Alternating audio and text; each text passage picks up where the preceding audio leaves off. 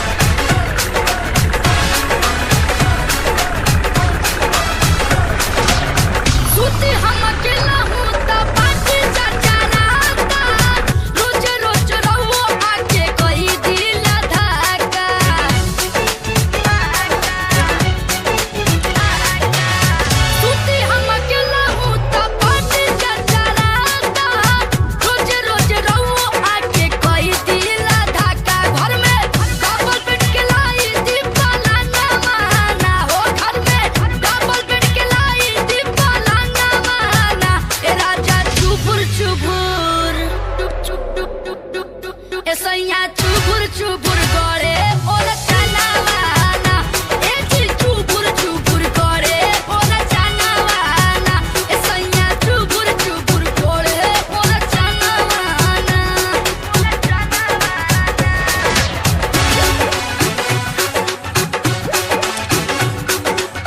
और चनावाना।